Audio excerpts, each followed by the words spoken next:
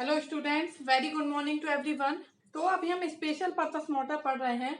तो single phase induction motor हमने कई सारे टाइप की पढ़ ली थी, ठीक है। तो उसी में हम एक डिस्कस करने वाले हैं आज, जिसका नाम है शेडेड पोल इंडक्शन मोटर। तो इंडक्शन मोटर जब हमने डिस्कस किया था सिंगल फेस इंडक्शन मोटर, तो हमने आपको बताया था कि सिंगल फेस एसी सप्लाई देने के कारण क्या होता है, उसमें डबल फील्ड रिवॉल्विंग थ्योरी या फिर क्रॉस फील्ड मैग्नेटिक थ्योरी लगती है, जो कि क्या बोलती है कि जो हमारा एक ही टॉर्क वहां पे डेवलप होता है, वो टॉर्क दो पार्ट में डिवाइड हो जाता है, जो कि इक्वल इक्वल पार्ट्स में उसका मैग्नीट्यूड होता है, एक फॉरवर्ड और एक बैकवर्ड। और दो नेट टॉर्क जो होता है वो वहां पे क्या होता है, जीरो होता है, जिसके कारण मशीन रोटेट नहीं कर पाती। इसके लिए अपन बोलते हैं कि single phase induction motor is not self starting motor. Okay, तो उसको स्टार्ट करने के लिए हम क्या कर रहे थे, हम दो बाइंडिंग का यूज कर रहे थे। मेन बाइंडिंग के साथ साथ एक और बाइंडिंग लगा दे रहे थे, जिसका नाम क्या था, ऑक्सिलरी बाइंडिंग या फिर स्टार्टिंग बाइंडिंग, जिसके कारण हमें क्या हो रहे थे, दो टॉर्क मिल रहे थे और उन दोनों के बीच में क्या हो रहा था, एक एंगल था, तो जिसके कारण एक रोटेटिंग मैग्नेटिक फील्ड जनरेट हो जा रही थी और मोटर क्या कर रही थी, रोटेट कर रही थी। तो सिंपल सी बात है कि जहां पे भी हम सिंगल फेज सप्लाई दे रहे हैं, वहां में ऐसा मेथड यूज करना, ऐसा तरीका अपनाना है कि हमें दो टॉर्क मिल जाए, ठीक है। जैसे हमने रिलक्टेंस मोटर पढ़ा था, हिस्टैरिसीस मोटर पढ़ा था, वहां पे क्या हो रहा था, दो टॉर्क मिल रहे थे। जैसे रिलक्टेंस मोटर में एक induction single phase induction motor के कारण टॉर्क मिल रहा था और एक रिलक्टेंस टॉर्क मिल रहा था, दो टॉर्क मिले थे, दोनों के बीच में कुछ एंगल डिफरेंस आ रहा था, तो वहां पे क्या हो रहा था, रोटेटिंग मैग्नेटिक फील्ड जनरेट हो गई थी। सेम हिस्टैरिसीस मोटर में क्या हो रहा था, एक एडी करंट टॉर्क था और एक हिस्टैरिसीस टॉर्क था, हिस्टैरिसीस एंगल आ रहा था उनके बीच में, तो क्या हो रहा था, एक फील्ड जनरेट हो गई थी। तो यहाँ पे भी हम क्या कोशिश करेंगे कि हमें दो टॉर्क बन जाए, कैसे भी करके हम दो टॉर्क बना लें और उनके बीच में कुछ एंगल डिफरेंस हो, तो यहाँ पे क्या हो जाएगी, रोटेटिंग मैग्नेटिक फील्ड जनरेट हो जाएगी और मोटर क्या करने लगेगी, रन करने लगेगी, ठीक है।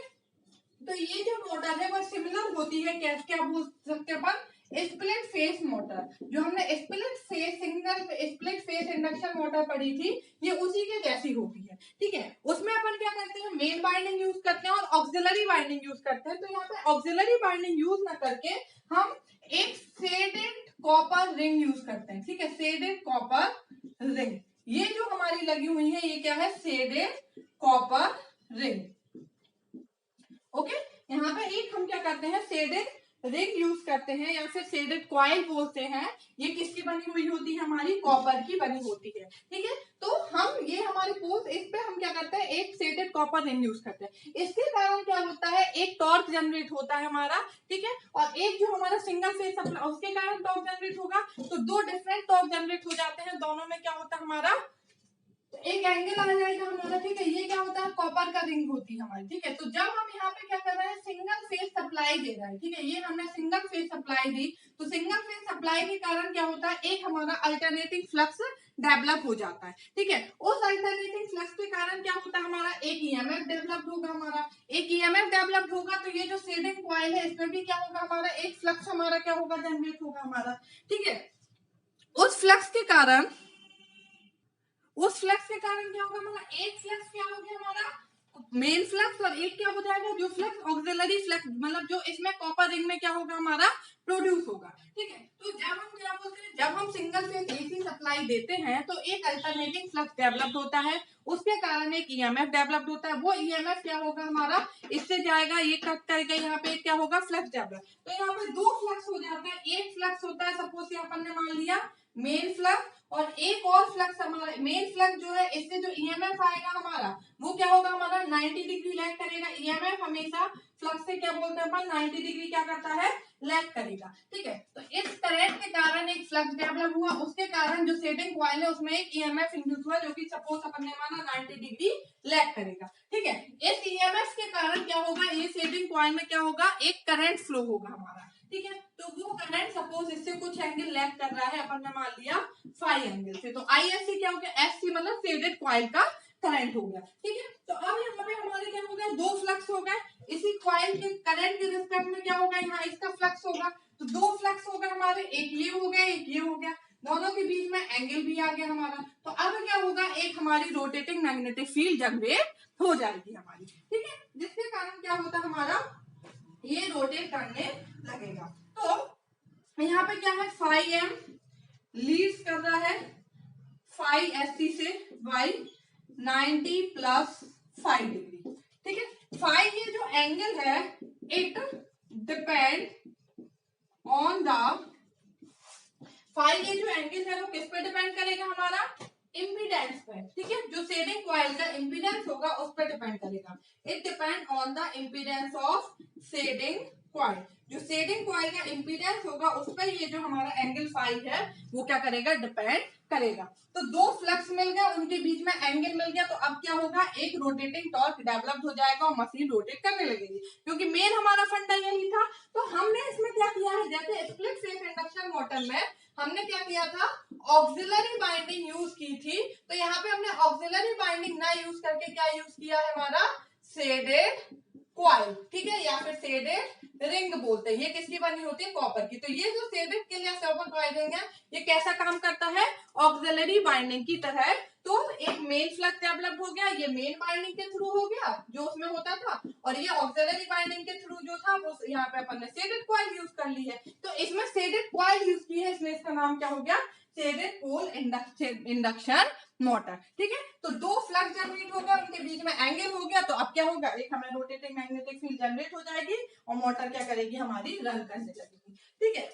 अब इसमें एक पॉइंट आता है कि मोटर हमारी कैसे रोटेट करेगी, अनशेडेड पोर्शन से शेडेड की तरफ, फिर शेडेड से अनशेडेड की तरफ, ठीक है। टॉर्क जो लगेगा हमारा वो कहाँ लगेगा, तो टॉर्क हमने इसके पहले भी बताया कि टॉर्क जो होता है वो हमेशा प्रोड्यूस होता है हमारा लीडिंग से लैगिंग की तरफ, ठीक है। हम हमेशा कोई भी चीज बोलते हैं ना कि अगर मान लो पानी फ्लो हो रहा है तो ज्यादा से कम की तरफ फ्लो होगा ना हमारा, ठीक है। ऐसे लीडिंग को क्या मानते हैं अपन, ज्यादा मतलब आगे है, और लैगिंग मतलब पीछे। कोई भी चीज हम बोलते हैं वो लैग कर रहा है, मतलब वो हमसे पीछे है, मतलब उसको कम आता है या उसमें कम है। तो अगर हम कंपैरिजन करें कि पानी है मतलब ज्यादा हाई और कम, तो ज्यादा से कम की तरफ फ्लो होगा। ऐसे लीडिंग और लैगिंग में, लीडिंग मतलब हाई मतलब आगे आगे लैग करना मतलब ज्यादा है, और लैग मतलब पीछे है वहां। तो जो टॉर्क हमेशा लगता है वो कैसा लगता है, लीडिंग टू लैगिंग, ठीक है। तो यहाँ पे जो फाई एफ है ये क्या कर रहा है, लीड कर रहा है, और फाई एस जो है ये क्या कर रहा है, इससे लैग कर रहा है। तो टॉर्क हमेशा कैसा लगेगा हमारा, लीडिंग से लैगिंग की तरफ। तो ये हमें याद रखना है, क्योंकि ये हमेशा पूछा जाता है हमारा, ठीक है, कि टॉर्क जो लगेगा वो हमारा कैसा लगेगा। फाई एम किसका है, अनशेडेड पोर्शन का जो फ्लक्स है, और फाई एफ सी क्या है, शेडेड पोर्शन का, शेडेड कॉइल का। तो जो टॉर्क लगता है वो कैसा लगता है हमेशा, torque always in the direction of unshaded portion to shaded portion. ये बहुत ही इंपॉर्टेंट है, ये पॉइंट पूछ लिया जाता है, इसको अच्छे से आप लोग याद करना है। टॉर्क always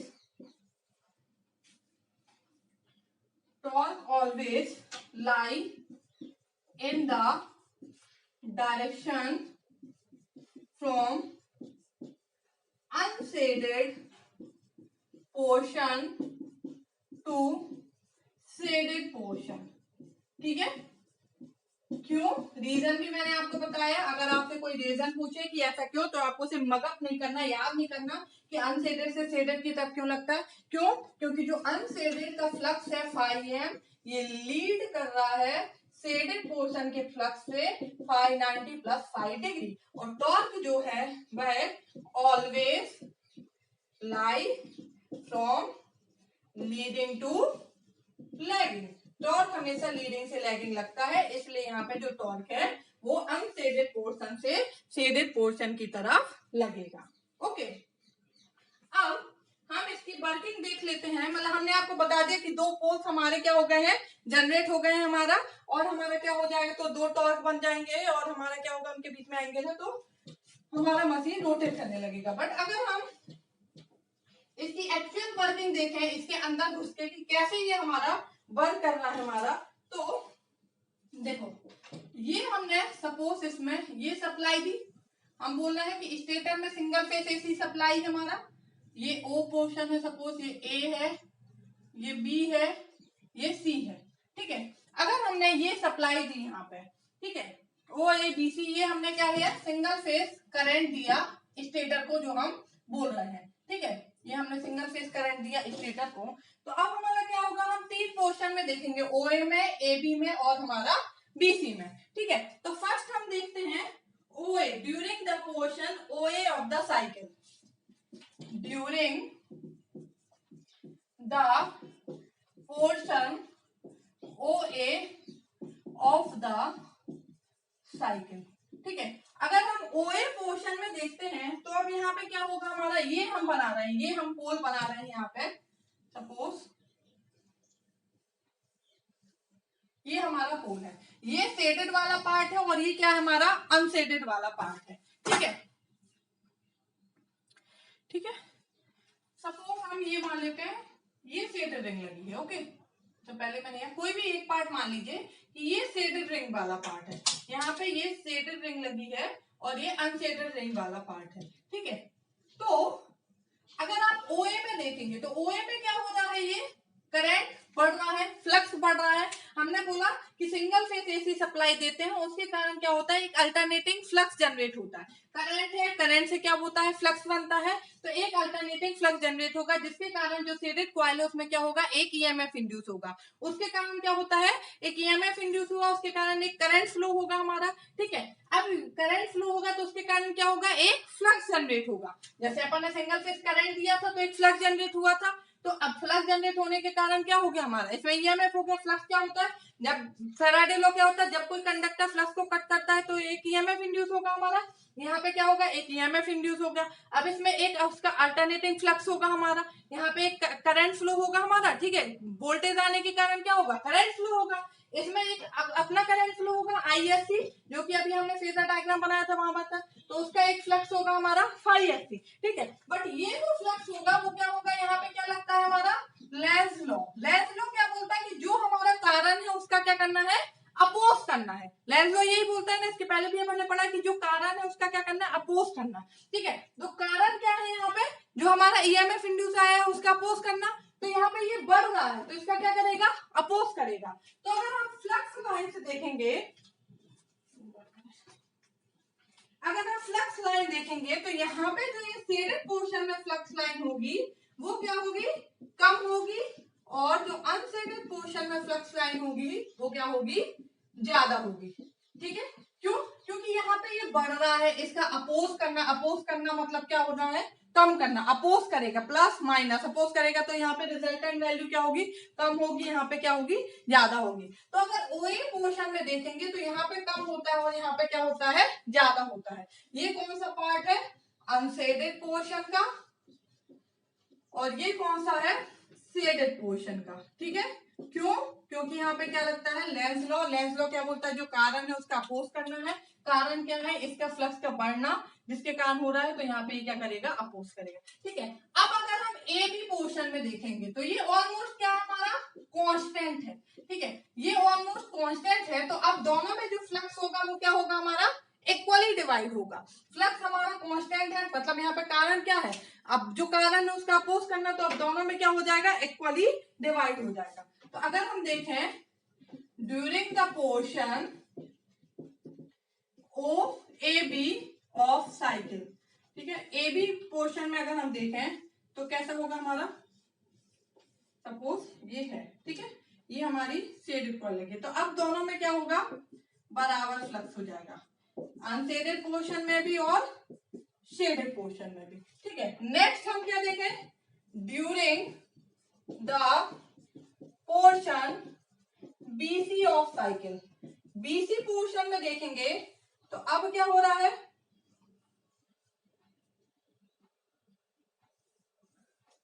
बीसी पोर्शन में अगर हम देखेंगे, ये शेडेड कॉइल वाला पार्ट है, तो यहाँ पे फ्लक्स क्या हो रहा है, डिक्रीज हो रहा है। तो क्या है, कारण का अपोज करना है शेडेड कॉइल में। ठीक है, ये यहाँ पे लग रहा है लेंज लॉ, कारण का अपोज। तो अब यहाँ पे फ्लक्स क्या हो जाएगा, फ्लक्स लाइन ज्यादा हो जाएंगी और यहाँ पे फ्लक्स लाइन क्या होगी, कम होगी।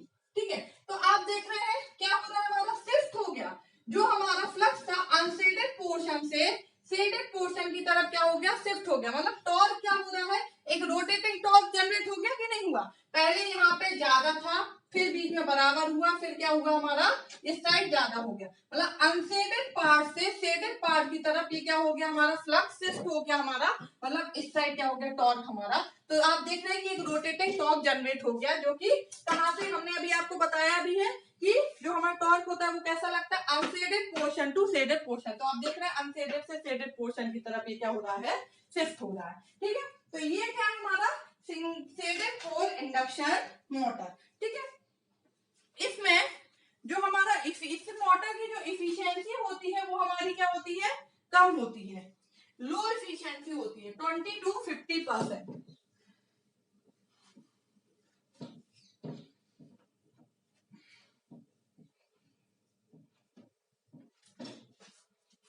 efficiency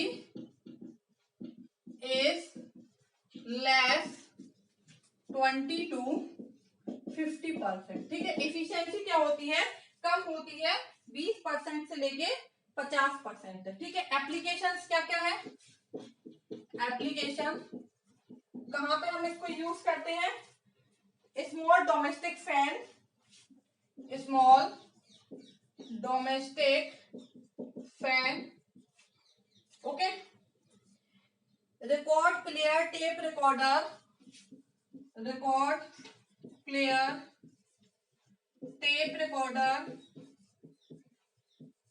ब्लोअर, हीटर, इन सब में हम इसका यूज करते हैं, और भी बहुत सारे हो सकते हैं। ठीक है, तो शेडेड पोल इंडक्शन मोटर आपने देखा क्या है हमारा, एक अपन ने शेडेड रिंग लगा दी, शेडेड कॉपर लॉयल लगा दी जो कि ऑक्सिलरी वाइंडिंग की तरह काम करने लगी, दो टॉर्क जनरेट हो गए, उनके बीच में एंगल डिफरेंस जनरेट हो गया, तो हमारा टॉर्क जनरेट हो गया। मोस्ट इंपॉर्टेंट चीज याद रखने की इसमें ये सबसे ज्यादा जरूरत है कि जो हमारा टॉर्क है वो अनशेडेड पोर्शन से शेडेड पोर्शन की तरफ लगता है, क्योंकि टॉर्क हमेशा लीडिंग टू लैगिंग लगता है, और जो अनशेडेड पोर्शन का फ्लक्स है वो लीड करता है शेडेड पोर्शन के फ्लक्स से by an angle of 90 plus theta, और जो थीटा एंगल है वो डिपेंड करेगा जो शेडेड कॉइल है उसके इंपीडेंस पे, जितना उसका इंपीडेंस होगा उसके अकॉर्डिंग ही उसमें एंगल होगा। ओके, अब इसी को हम शेडेड पोल इंडक्शन मोटर को चाहे तो रिलक्टेंस स्टार्टिंग की तरह भी यूज कर सकते हैं। ठीक है, जैसे हमने रिलक्टेंस मोटर पढ़ा था, तो रिलक्टेंस मोटर में हमने क्या बोला था हमारा कि हम टूथ जो है, कुछ टीथ जो है वो हटा देते हैं तो डिफरेंट रिलक्टेंस हो जाता है, कहीं पे कम कहीं पे ज्यादा, जहां पे एयर गैप ज्यादा होगा वहां रिलक्टेंस ज्यादा, एयर गैप कम होगा वहां पे रिलक्टेंस भी क्या होगा, कम होगा। तो अभी जो हमने शेडेड पोल मोटर जैसे डिजाइन की थी, तो वो हमने क्या की है, कुछ इस तरीके से वो हमने ऐसे डिजाइन की है। ठीक है, तो अगर आप इसी में देखें तो यहाँ पे जो है हमारा ये एयर गैप क्या है, कम है, और यहाँ पे जो एयर गैप है वो क्या है, ज्यादा है। ठीक है, तो यहाँ पे एयर गैप ज्यादा है तो यहाँ पे रिलक्टेंस क्या होगा हमारा, ज्यादा होगा हमारा, और यहाँ पे एयर गैप कम है तो यहाँ पे रिलक्टेंस क्या होगा हमारा, कम होगा। ठीक है, तो ये एयर कोर की तरह काम करेगा, और यहाँ पे जहाँ पे स्पेस कम है ये कैसा है, आयरन कोर की तरह काम करेगा। ठीक है, तो जहाँ पे हमारा आयरन कोर होता है हमारा, वहां पे जो कर्व जो होता है वो कैसा बनता है, जो कर्व है वो कैसा बनता है हमारा, लीनियर। तो यहाँ पे दो पार्ट हो गए, ये अलग है ये अलग है, तो अब दो टॉप जनरेट होंगे, एक इसके कारण होगा और एक क्या होगा, इसके कारण होगा। दो टॉप जनरेट हो गए, दोनों के बीच में क्या होगा, कुछ एंगल हो जाएगा हमारा, तो क्या होगा, एक हमारा टॉप जनरेट हो जाएगा। ठीक है, सपोज ये हमारा वोल्टेज अपन ने लिया है V। ठीक है, तो इससे एक करंट फ्लो होगा हमारा I1, इसी के फेस में फ्लक्स होगा φ1, और एक फ्लक्स हो जाएगा φ2, दोनों डिफरेंट है। ठीक है, एक है हमारा आयरन कोर के कारण, और एक है हमारा ये आयरन एयर कोर के कारण जो है वो लीनियर है। ठीक है, आयरन कोर के कारण क्या है, नॉन लीनियर है, इनके बीच में एक एंगल आ जाएगा बीटा, तो दो हमारे क्या होंगे, फ्लक्स बन गए, उनके बीच में एंगल आ गया, तो अब क्या होगा, टॉर्क जनरेट होगा, क्योंकि टॉर्क क्या होता है, φ1 φ2 इनटू साइन ऑफ एंगल इनके बीच का। तो हम क्या करते हैं, इसी शेडेड पोल इंडक्शन मोटर को अगर शेडेड भी ना लगाए, इस तरीके से डिजाइन करें, तो ये अलग अलग डिफरेंट रिलक्टेंस, तो अपन इसको बोल सकते हैं कि रिलक्टेंस स्टार्टिंग मोटर भी बोल सकते हैं। ठीक है, कि अपन शेडेड कॉइल हटा के इसको डिफरेंट रिलक्टेंस प्रोड्यूस करा के भी इसको स्टार्ट कर सकते हैं। ओके, तो ये था हमारा क्या, shaded pole induction motor. Thank you.